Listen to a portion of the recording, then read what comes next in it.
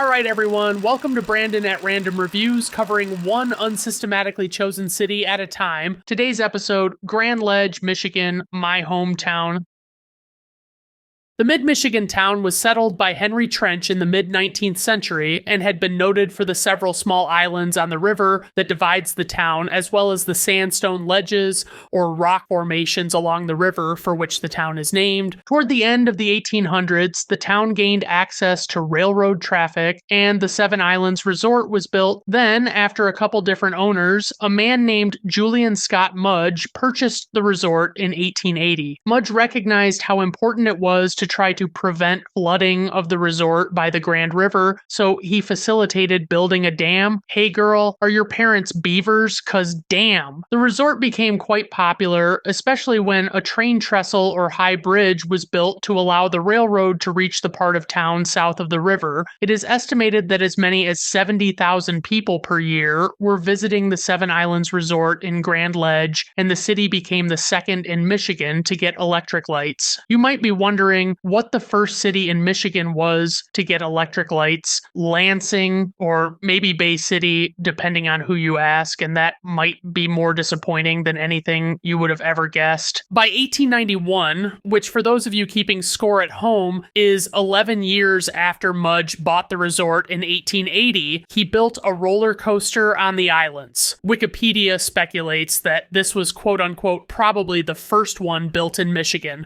but I'm going to go ahead and present that information as definite fact to make it easier on us all. Plus, we're going to need that win for later. On the first island, there was an animal park featuring bears and deer. The second island served as the heart of the resort with the hotel, picnic area, and fountain. The third island featured a pavilion that served as a ballroom and theater for vaudeville acts and was connected to the second island by something called a causeway, or as they're known today, a sad bridge. The resort also featured a merry-go-round and a bandstand. Possibly the most noteworthy of Mudge's additions to the resort was called the Roundhouse, which was a 3-story pagoda tower built on the second island, with half of the structure on the island's soil and the other half intruding over the river. Nope, nothing questionable about that idea. Mudge went to great lengths to keep the purpose of the Roundhouse a secret while it was being built, which led to public speculation. The design intended for the second story of the building to rotate more slowly, with the third story rotating quicker. There would be swings hanging from the 2 levels, and the rotation would allow riders to dangle out over the water. The 4th, 5th, and 6th islands were left wild, and the 7th was a boat access only picnic destination. During the late 1800s, Grand Ledge and its hotels and resorts had become immensely popular, and the dam was used to ensure the water would maintain the right level for steamboats. Ultimately, in 1893, a flood and chunks of ice damaged the Roundhouse, which was nearing completion of its construction. Despite the Roundhouse's exterior appearing barely affected, it was determined that there was such severe damage to the mechanisms inside the tower for rotating the upper levels that the repairs were never even initiated. The Roundhouse remained intact on the exterior and was not immediately torn down due to its famous image being closely associated with the Grand Ledge Resort era. 1893 was also the year Grand Ledge officially became a city. The Roundhouse has since been called Mudge's Folly, and the internet suggests that folly commonly means a costly and foolish undertaking, but they suggest a double meaning because it also means a picturesque structure built as an ornament but without real purpose. But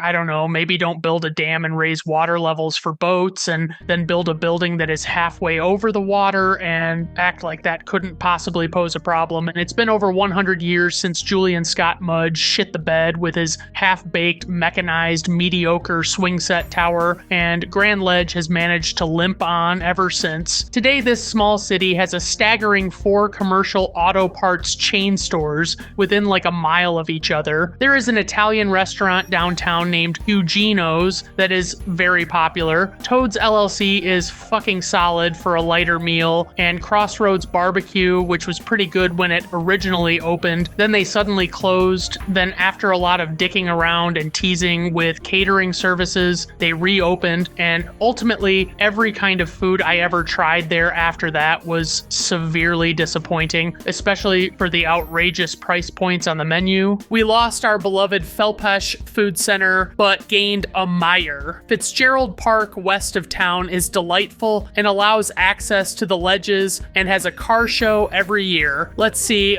we have an annual island art fair, which is cool, and a color cruise that frankly kind of sucks total ass considering it's pretty much the same kind of thing. But yeah, that's my town. I hope you love it so much. Thanks for watching and have a good rest of your day. Bye now.